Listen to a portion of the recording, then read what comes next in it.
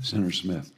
Thank you, Mr. Chairman, and I appreciate this hearing. I want to just start actually by making a couple of comments about nutrition programs and food programs, SNAP and WIC, and school meals, and especially food banks, because I know we're awaiting to see what the Republican budgets will look like coming out of the House, and I'm quite concerned about what I'm hearing about this. So I just want to draw my colleagues' attention to a couple of things I had an opportunity to do in Minnesota last week, which is to visit food shelves in Fairmont, Minnesota, Heaven's Table, and also Pequot Lakes, Minnesota, the Lakes Area Food Shelf. And these are places where the community really comes together to make sure that people can put food on the table. And what we, of course, see when we go to see these food banks are working families, seniors, often people who are working but their incomes are not high enough to be able to afford groceries all month long, people living with disabilities. These are the folks that are relying on these food banks. And we have seen, interestingly, in Minnesota, and I bet, colleagues, it's the same around the country, since January, food shelves have seen a significant increase in new families,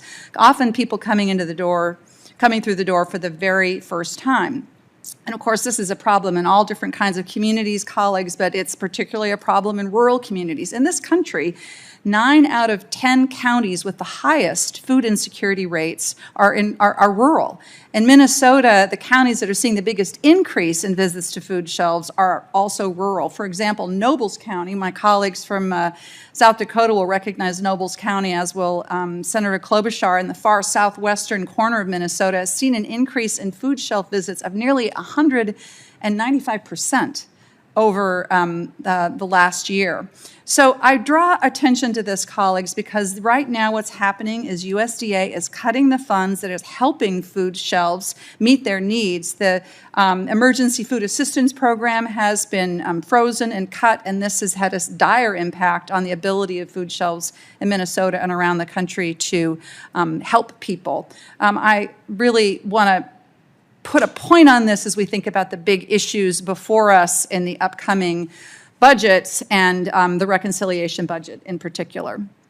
Now, Mr. Lindberg, thank you for being here. Mr. Westhill, thank you for being here. Mr. Lindberg, I want to use the time I have left to ask you about what we can do to create and preserve export markets. I really appreciated my colleague, Senator Klobuchar's opening statements about how Minnesota farmers and producers are kind of whipsawed, really struggling with a lot of the chaos around trade and tariffs. And there's no doubt in Minnesota farm country that the first Trump administration, Minnesotans were hit hard with these retaliatory tariffs. And in fact, in many places, farmers have yet to recover the lost market share that has, from what happened in those years.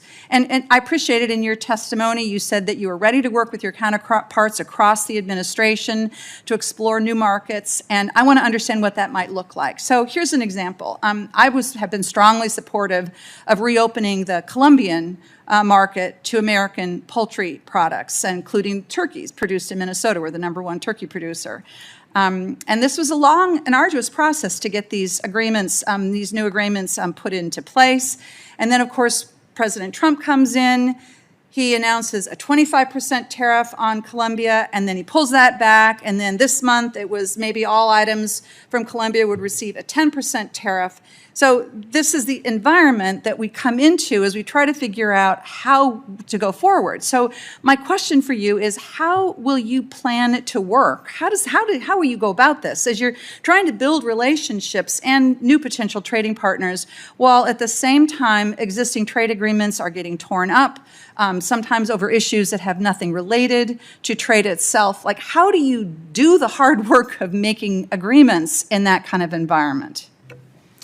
Thank you, Senator, for the opportunity to comment on that. Certainly, I appreciate what's going on in southwestern Minnesota. I can see that corner of your state from my house, actually, not far down the road. Right. So my objective is absolutely to work with the interagency partners that I will engage with across the Treasury, Commerce, USTR functions. I think the Foreign Agricultural Service plays a vital role in those discussions. We have market intelligence that we provide back to feed into those discussions, and I would look forward to providing that. But again, I think one of the strengths I bring to the table for this role specifically, not only have I worked with Secretary Rollins at the America First Policy Institute pursuit for the last 3 years. I've also engaged with many of my counterparts who are already confirmed for senior level roles at those other organizations and agencies that I'll be working with. And so to me, it is a bringing together of like-minded folks to make sure that our farmers and ranchers' opinions are well represented at those tables. Well, thank you for that. I know I'm out of time, Mr. Chair. I think I just want to make a point that it is difficult to reach agreements when there's so much inconsistency in the policy, and those agreements are reached because there's a sense of trust and a sense of continuity in whether those agreements are going to be abided by or not. And I think that makes it particularly difficult for anybody to try to reach new trade deals in this environment. Thank you, Mr. Chair.